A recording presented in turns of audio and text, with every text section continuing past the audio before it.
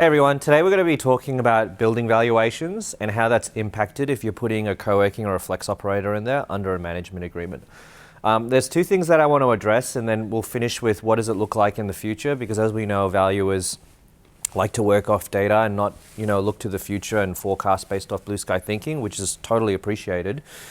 The first point is one thing that a lot of owners are doing to kind of get around the whole valuation piece under a management agreement, because again, at the end of the day, that is variable income, right? Even if you underpin a third or half of that rent, you do have the rest under a variable style of arrangement, depending on how much flexible income comes into that co-working or flex space, is by, if you've got your whole building, try and keep it to, less than 10% of the asset. We were finding that if it's under 10%, that's an allowable amount of risk to have under variable income, because the rest of it you'll underpin with traditional leases. And especially if this 10% is helping you underpin the rest of the asset and helping you fill that, that's where the real value comes out of this space, not just the dollar per square meter return you get out of the co-working space.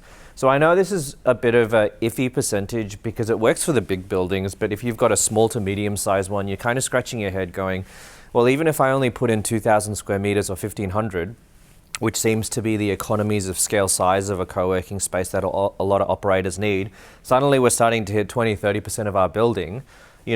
That's where you can start looking at, well, how do we approach flex a bit differently? Do we really need the 2,000 or 3,000 square meters? Because what I'd like to think is, if you've got your usual 2,000 square meters of flex, why isn't there a 600 square meter option called Flex Lite, which is something that we're looking into? Because when tenants ask for flex, which is a big reason why buildings are going, oh, we need to put flex in the building because our tenants are asking for it, they're not asking for 2,000 square meters of co-working. They're asking for maybe 600 square meters of bookable meeting rooms, private event spaces, those types of amenities that they don't have to put within their own tenancy. So I would explore this if you're one of the smaller assets, because if you have to do a management agreement and you want to stay under the 10% ratio-ish, the Flex Lite is probably your solution, right? I was going to say something else. I'm trying to remember. What was the second point? Oh, okay. So the second point here, I'll write it in this box because I drew this way too big in a very silly manner.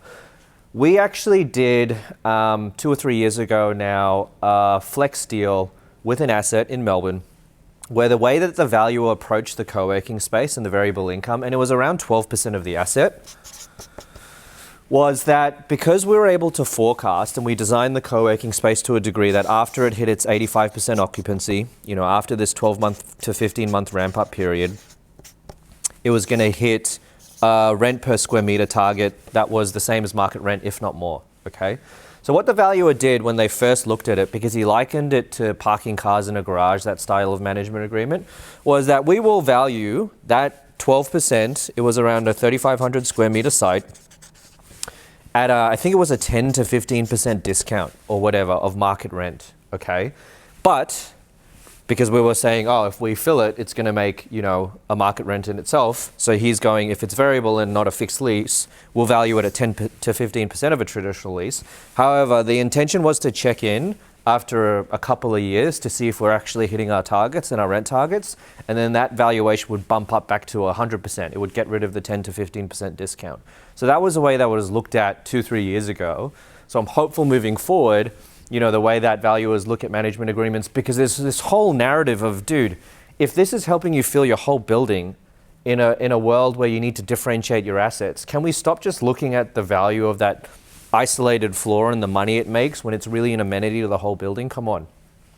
So the last point I guess I want to make is that I think moving forward, and we're spending quite a bit of time now looking into this, we really want to help, I'm not going to say change because we don't have that power, but guide the narrative of these co-working and flex spaces under management agreements, delivering more value to the building by putting some data behind, okay, we're not just saying it's going to help you fill the building, but let us start demonstrating cases over the last 3 to 5 years of putting this has actually helped let up the whole asset.